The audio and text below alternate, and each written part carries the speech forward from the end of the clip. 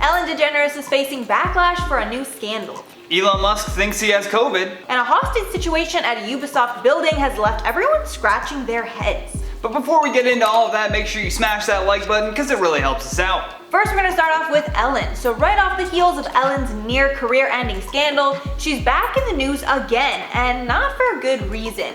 As we all know, Ellen was not only accused of being one of the meanest people in Hollywood, her show was also accused of having a toxic workplace. But after she decided to make a public apology on the premiere of her show, it seemed like she was laying low and just trying to win back the hearts of her fans. That is until now, because Ellen recently launched a new subscription box, and the response has been straight up terrible. The box, called the Be Kind box, are we really surprised, is a seasonal box that is full of Ellen's favorite items for spreading kindness for that season. And seriously, I thought she was done with the whole be kind shtick after her scandal, but I guess not. There are a few different tiers for the service, but the most expensive one is usually $279.96, but it is now being sold for $251.96. And she claims that there are $200 worth of products in every box, which would make this a pretty good deal.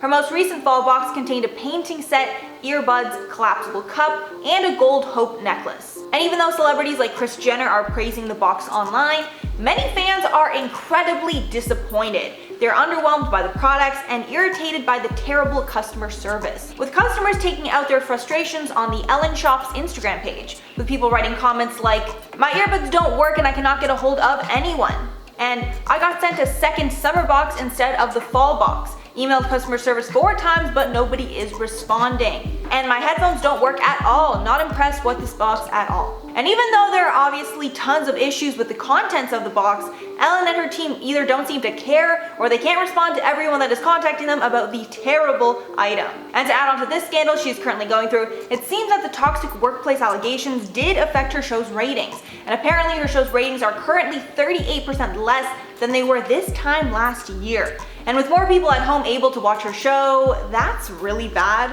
So all in all, it's not looking good for Ellen right now, but also she really just jumped the gun by releasing this box. Who told her that was a good idea? Yeah, that was a terrible idea. So bad. The Be Kind box, because she, like you said, she literally just said, maybe I shouldn't have branded myself. Yeah, she was like, person. it was a mistake being the Be Kind lady for 20 years. And then she pulls this. I don't know if it was something that was already been happening for years and years. It's kind of unclear in the article. But it's like, why are you taking people's money right after a scandal? Just earn back their trust. I know, that's all it takes. You don't need to send us free things because then people are just gonna complain about the free things. Yeah, or good value things. Value things. I guess they weren't free, so. Yeah, they weren't. They were extremely expensive, actually. That's Ellen for you.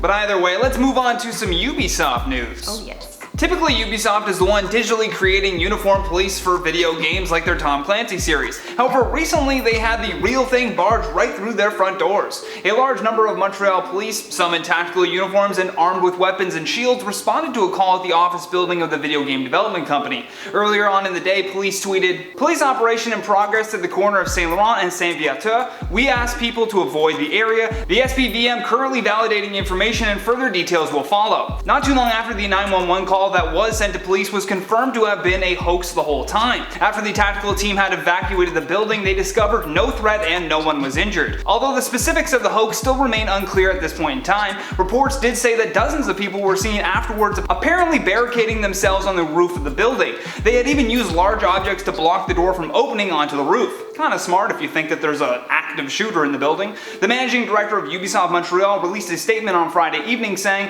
"The entire Ubisoft community in Montreal, in Quebec, and around the world is overwhelmed by the events we experienced today and above all relieved by their outcome." And we're relieved too to find out that it was just a hoax, but Mac, do you have any thoughts on this hoax?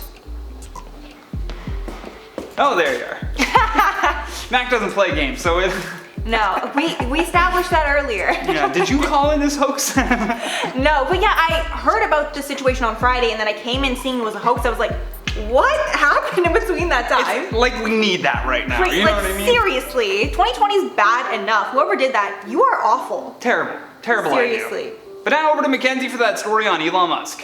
Elon Musk is now back in the news when it comes to coronavirus because he tweeted out last Friday, "Something extremely bogus is going on. Was tested for COVID 4 times today. 2 tests came back negative, 2 came back positive.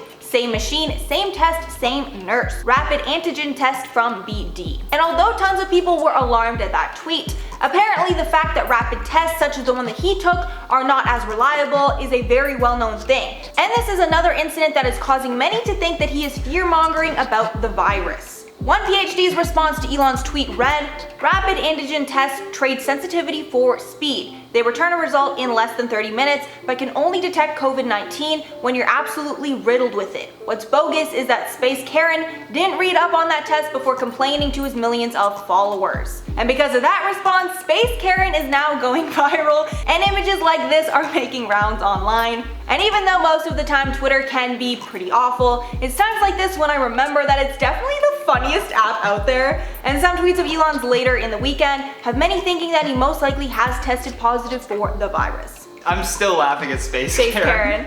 That picture's beautiful. Amazing, amazing stuff. He has done enough to be, termed a Karen at this point, so.